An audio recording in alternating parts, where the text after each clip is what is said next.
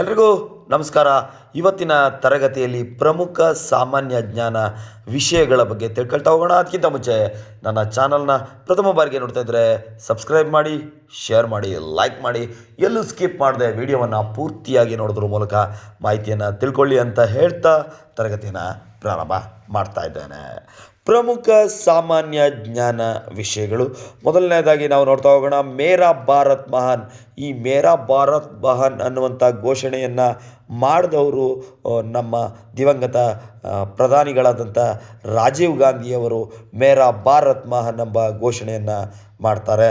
ಇನ್ನು ಎರಡನೇದಾಗಿ ನಾವು ನೋಡ್ತಾ ಹೋಗೋದಾದರೆ ಗರೀಬಿ ಹಟಾವೋ ಅನ್ನುವಂಥದ್ದನ್ನು ಒಂದು ಘೋಷಣೆಯನ್ನು ಮಾಡಿದವರು ನಮ್ಮ ಭಾರತದ ಮೊದಲ ಮಹಿಳಾ ಪ್ರಧಾನಿಗಳು ಆದಂಥ ದಿವಂಗತ ಶ್ರೀಮತಿ ಇಂದಿರಾ ಗಾಂಧಿಯವರು ಗರೀಬಿ ಹಟಾವೋ ಅನ್ನುವಂಥ ಒಂದು ಘೋಷಣೆಯನ್ನು ಮಾಡ್ತಾರೆ.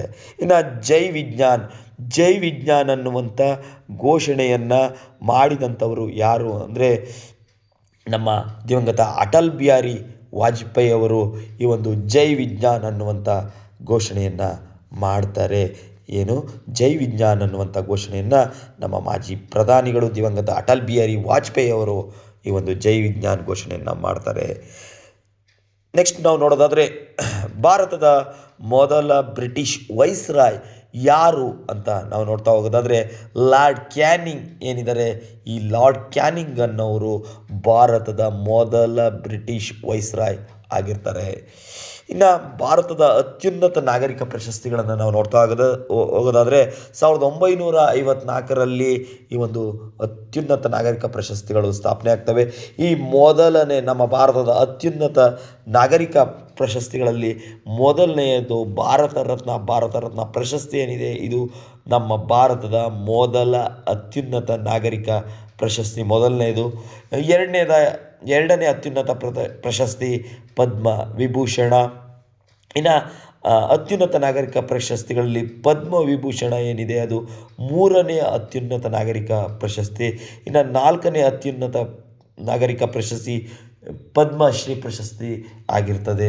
ಇವು ನಮ್ಮ ಭಾರತದ ಅತ್ಯುನ್ನತ ನಾಗರಿಕ ಪ್ರಶಸ್ತಿಗಳು: ಭಾರತ ರತ್ನ, ಪದ್ಮವಿಭೂಷಣ, ಪದ್ಮಭೂಷಣ ಮತ್ತು ಪದ್ಮಶ್ರೀ. ಭಾರತದ ಅತಿ ಉದ್ದದ ಹೆದ್ದಾರಿ ಯಾವುದು ಅಂದರೆ ರಾಷ್ಟ್ರೀಯ ಹೆದ್ದಾರಿ 44 NH44 ಏನಿದೆ, ಇದು ಭಾರತದ ಅತಿ ಉದ್ದದ ಹೆದ್ದಾರಿ ಆಗಿದೆ. ಇನ್ನು ಕೆನಡಾದ ರಾಷ್ಟ್ರೀಯ ಆಟ ಯಾವುದು ಅಂದರೆ ಐಸ್ ಹಾಕಿ ಏನಿದೆ, ಇದು ಕೆನಡಾ ದೇಶದ ರಾಷ್ಟ್ರೀಯ ಆಟ ಆಗಿದೆ. ಇನ್ನು ಅಸಹಕಾರ ಚಳವಳಿಯವರು ಅಂದರೆ ನಮ್ಮ ಗಾಂಧೀಜಿಯವರು 1920ರಲ್ಲಿ ನಮ್ಮ ರಾಷ್ಟ್ರೀಯ ಸ್ವಾತಂತ್ರ್ಯ ಚಳವಳಿ ನಡೀತಾ ಇತ್ತು. ಅಂಥ ಸಂದರ್ಭದಲ್ಲಿ ಬ್ರಿಟಿಷರ ಒಂದು ಕಾಯ್ದೆಗಳಿಗೆ, ಕಾನೂನುಗಳಿಗೆ, ಅವರ ವಸ್ತುಗಳಿಗೆ ಸಹಕಾರವನ್ನು ಕೊಡದೆ ಅಸಹಕಾರವನ್ನು ಕೊಡ್ತಾ ಇದ್ದಂಥ ಒಂದು ಚಳವಳಿ ಅಸಹಕಾರ ಚಳವಳಿ. ಈ ಅಸಹಕಾರ ಚಳವಳಿ ಸ್ಥಗಿತಗೊಳ್ಳಲು ಕಾರಣವಾದಂಥ ಘಟನೆ ಯಾವುದು ಅಂತ ಹೇಳಿದರೆ ಚೌರಿ ಚೌರಾ ಘಟನೆ. ಇದು 1922ರಲ್ಲಿ ನಡೆಯುತ್ತೆ ಈ ಚೌರಿ ಚೌರಾ ಘಟನೆ. ಈ ಘಟನೆ ನಿಲ್ಲೋದಕ್ಕೆ ಕಾರಣ ಏನಪ್ಪ ಅಂದರೆ ಯಾಕೆ ನಿಲ್ತು, ಈಗ ಚೌರಿ ಚೌರಾ ಘಟನೆ ಯಾಕೆ ನಡೀತು, ಅಸಹಕಾರ ಚಳವಳಿ ಯಾಕೆ ನಿಲ್ತು ಅಂದರೆ ಈ ಅಸಹಕಾರ ಚಳವಳಿಯನ್ನು ನಮ್ಮ ಭಾರತೀಯರು ಮಾಡಬೇಕಾದರೆ ಈ ಬ್ರಿಟಿಷ್ನವರು ಅದನ್ನು ಹತ್ತಿಕ್ಕೋದಕ್ಕೆ ಅವ್ರ ಮೇಲೆ ಲಾಠಿ ಪ್ರಹಾರವನ್ನು ಮಾಡ್ತಾರೆ.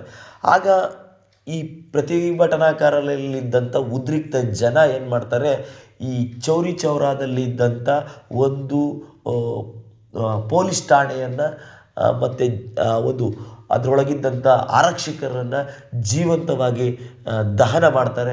ಇದರಿಂದ ನೊಂದಂಥ ನಮ್ಮ ರಾಷ್ಟ್ರಪಿತ ಮಹಾತ್ಮ ಗಾಂಧೀಜಿಯವರು ಆ ಅಸಹಕಾರ ಚಳವಳಿಯನ್ನು ನಿಲ್ಲಿಸ್ತಾರೆ. ಇದಕ್ಕೆ ಕಾರಣವಾದಂಥ ಘಟನೆ ಚೌರಿ ಚೌರಾ ಘಟನೆ. ಇನ್ನು 1939ರಲ್ಲಿ ಫಾರ್ವರ್ಡ್ ಬ್ಲ್ಯಾಕ್ ಪಕ್ಷವನ್ನು ಸ್ಥಾಪನೆ ಮಾಡಿದವರು ಯಾರು ಅಂದರೆ ನಮ್ಮ ನೇತಾಜಿ ಸುಭಾಷ್ ಚಂದ್ರ ಬೋಸ್ ಈ ಒಂದು ಫಾರ್ವರ್ಡ್ ಬ್ಲ್ಯಾಕ್ ಪಕ್ಷವನ್ನು ಸ್ಥಾಪನೆ ಮಾಡ್ತಾರೆ. ಇನ್ನು ಕನ್ನಡ ಧ್ವಜವನ್ನು ವಿನ್ಯಾಸ ಮಾಡಿದವರು ಯಾರು ಅಂತ ಕೇಳಿದ್ರೆ ಮಾ ರಾಮಮೂರ್ತಿಯವರು ಈ ಒಂದು ನಮ್ಮ ಕನ್ನಡ ಧ್ವಜವನ್ನು ವಿನ್ಯಾಸ ಮಾಡಿದಂಥ ಕೀರ್ತಿ ಅವರಿಗೆ ಸಲ್ಲುತ್ತದೆ. ಎಂಬ ಹೆಸರನ್ನು ಹೊಂದಿದಂಥ ಹೊಯ್ಸಳರ ದೊರೆ ಯಾರಪ್ಪ ಅಂದರೆ ವಿಷ್ಣುವರ್ಧನನಿಗೆ ಬಿಟ್ಟಿದೇವ ಎಂಬ ಹೆಸರನ್ನು ಕರೆಯಲಾಗ್ತದೆ. ಇನ್ನು grand old woman of India ಯಾರು ಅಂದರೆ ಅರುಣ ಅಸಫಾ ಅಲಿ ಏನಿದ್ದಾರೆ ಇವ್ರನ್ನ grand old woman of India ಅಂತ ಕರೀತಾರೆ. ಇನ್ನು grand old man of India ಯಾರು ಅಂದರೆ ಅದು ನಮ್ಮ ದಾದಾಬಾಯಿ ನವರೋಜಿ. ಅದೇ ರೀತಿ grand old woman of India ಅಂತ ಯಾರನ್ನು ಕರೀತಾರೆ ಅಂದರೆ ಅರುಣ ಅಸಫಾ ಅಲಿ ಅವರನ್ನು ಕರೀತಾರೆ. ಇನ್ನು ಕಿತಾಬ್ ಎ ನವರಸ್ ಈ ಒಂದು ಕೃತಿಯ ಕರ್ತೃ ಯಾರು ಅಂದರೆ 2ನೇ ಶಾ ಆಲಂ. ಇವರು ವಿಜಯಪುರದ ಆದಿಲ್ ಶಾಹಿಗಳಲ್ಲಿ ಬರುವಂಥವರು.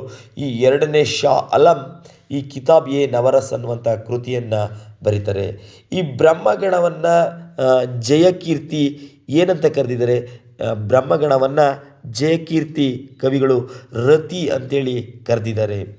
ಏಷ್ಯಾದಲ್ಲೇ ಅತ್ಯಂತ ಹಳೆಯ ಷೇರು ಮಾರುಕಟ್ಟೆ ಯಾವುದಪ್ಪ ಅಂದರೆ ಮುಂಬೈನ MSE ಮುಂಬೈ ಸ್ಟಾಕ್ ಎಕ್ಸ್ಚೇಂಜ್ ಏನಿದೆ ಇದು ಏಷ್ಯಾದಲ್ಲೇ ಅತ್ಯಂತ ಹಳೆಯ ಷೇರು ಮಾರುಕಟ್ಟೆ ಆಗಿದೆ. ವಿಶ್ವದ ವಾಹನಗಳ ತಯಾರಿಕಾ ರಾಜಧಾನಿ ಯಾವುದು ಅಂದರೆ ಈ ಡೆಟ್ರಾಯಿಟ್ ನಗರ ಅಂತ ಹೇಳಿ ಬರುತ್ತದೆ. ಈ ಡೆಟ್ರಾಯಿಟ್ ನಗರವನ್ನು ವಿಶ್ವದ ವಾಹನಗಳ ತಯಾರಿಕಾ ರಾಜಧಾನಿ ಅಂತೇಳಿ ಕರೀತಾರೆ. ಇನ್ನು ಮಾನಸ ರಾಷ್ಟ್ರೀಯ ಉದ್ಯಾನವನ ಎಲ್ಲಿದೆ ಅಂದರೆ ಅಸ್ಸಾಂನಲ್ಲಿ ಇದೆ ಮಾನಸ ರಾಷ್ಟ್ರೀಯ ಉದ್ಯಾನವನ. ಇನ್ನು ಪುರಂದರದಾಸರನ್ನು ಕರ್ನಾಟಕ ಸಂಗೀತ ಪಿತಾಮಹ ಅಂತೇಳಿ ಕರೆದವರು ಯಾರು ಅಂದರೆ ತ್ಯಾಗರಾಜರು ಕರೀತಾರೆ. ಪುರಂದರದಾಸರನ್ನು ಕರ್ನಾಟಕ ಸಂಗೀತ ಪಿತಾಮಹ ಅಂತೇಳಿ ತ್ಯಾಗರಾಜರು ಕರೀತಾರೆ. ಇನ್ನು ರಾಷ್ಟ್ರೀಯ ಲಸಿಕಾ ದಿನವನ್ನು ಮಾರ್ಚ್ 10ರಂದು ಪ್ರತಿ ವರ್ಷ ಮಾರ್ಚ್ 10ರಂದು ರಾಷ್ಟ್ರೀಯ ಲಸಿಕಾ ದಿನವನ್ನು ಆಚರಣೆ ಮಾಡಲಾಗ್ತದೆ. ಇನ್ನು ಮಂಗಳಯಾನದ ವಿಸ್ತೃತ ರೂಪ ಈ ಮಂಗಳಯಾನದ ವಿಸ್ತೃತ ರೂಪ ಏನು ಅಂತ ನಾವು ನೋಡೋದಾದರೆ ದ ಮಾರ್ಸ್ ಆರ್ಬಿಟರ್ ಮಿಷನ್. ನಿಮ್ಗೆ ಕೇಳ್ತಾರೆ ಅಂದರೆ ಏನು ಅಂದಾಗ ಇದು ಮಂಗಳಯಾನಕ್ಕೆ ಸಂಬಂಧಪಟ್ಟಂತೆ ಇರುವಂಥದ್ದು. ಇದರ ಒಂದು ವಿಸ್ತೃತ ರೂಪ ಏನಾಗ್ತದೆ ದ ಮಾರ್ಸ್ ಆರ್ಬಿಟರ್ ಮಿಷನ್ ಅಂತೇಳಿ ಕರೀತಾರೆ.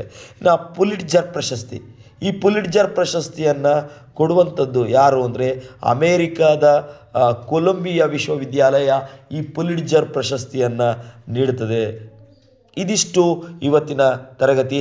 ಮುಂದಿನ ತರಗತಿಯಲ್ಲಿ ಮತ್ತಷ್ಟು ವಿಚಾರಗಳೊಂದಿಗೆ ನಿಮ್ಮೆಲ್ಲರಿಗೂ ಸಿಗ್ತಾನೆ. ಧನ್ಯವಾದಗಳು.